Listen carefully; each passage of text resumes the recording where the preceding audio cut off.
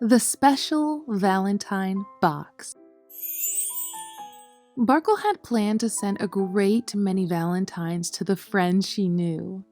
There were beautiful cards in the toy shop window, red satin hearts, painted postcard valentines, and cards with baskets of heart-shaped flowers on them that she had been looking to purchase. Barkle had been saving shells for 4 weeks. She was quite sure that she had enough to trade for valentines for her friends, Swanella and her pet butterfly, Mariposa, for Tukaboopy, for Geronifly and her pet flies, Flea, Flyby, and Flo, one for Tukey, and one for her own pet, Shelby. So, quite early the day before Valentine's Day, Barkle decided to go out and buy her valentines. Just as she was about to go, though, she heard a sound coming from the corner of the room. Tap, scrape, tap. Oh, it was her pet shell, Shelby. He was communicating in his special way by tapping and scraping, which meant, "Wait a minute, you've forgotten to feed me." Barkle knew that she must delay her trip to go buy valentines if her pet was hungry. When she had filled his bowl with fresh plankton and algae, she found that his house needed cleaning too. After taking care of him, she set out to the toy shop. Along the way, Barkle saw a big hole in the ground. And sure enough, it was Tukey digging for treasure. The hole was quite deep, and he asked if she could help him get out. I can get the valentines afterwards, Barkle thought. So she helped Tukey out of the hole and stayed a bit to help him fill it back up. Right after Barkle had left Tukey, she ran into Swanella, who was standing near her garden. The wind had blown over a large section of the fence. Hi, Barkle. Can you help me fix my fence? So, of course, Barkle stopped to help fix it. As soon as they were done, she continued on. She hurried because the store would not remain open for much longer.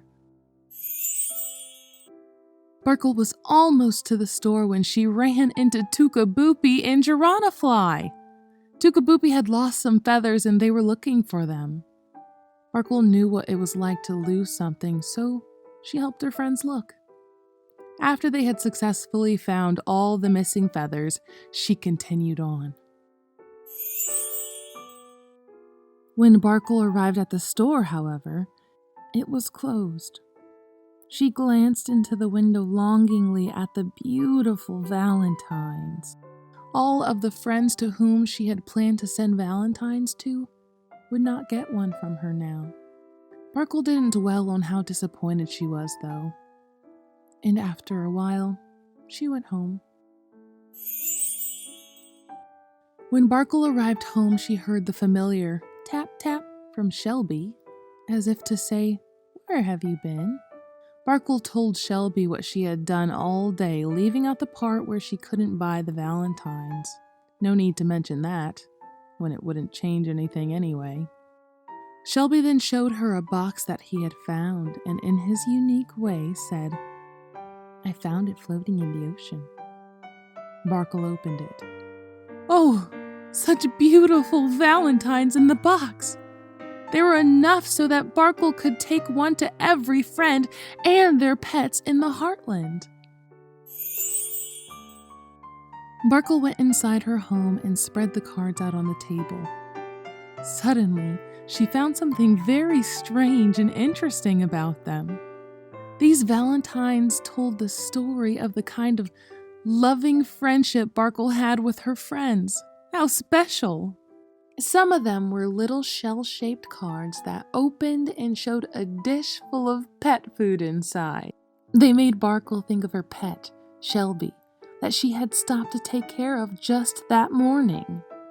Some of the valentines were little treasure boxes bordered and trimmed with gilt and silver.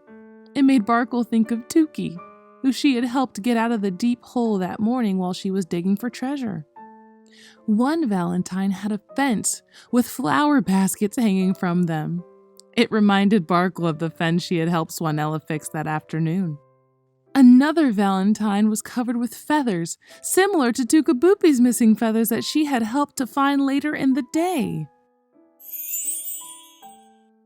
A great many of the Valentines were in the shape of hearts, or there were hearts hung from them, or hearts on them that could be pulled out and would stand alone.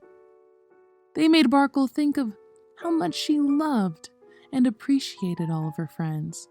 "Hurrah for the Special Valentine Box," Barkle said as she began putting Valentines into envelopes. She felt unusually happy and said, "This will be the best Valentine's Day ever." The end. Happy Valentine's Day, everyone.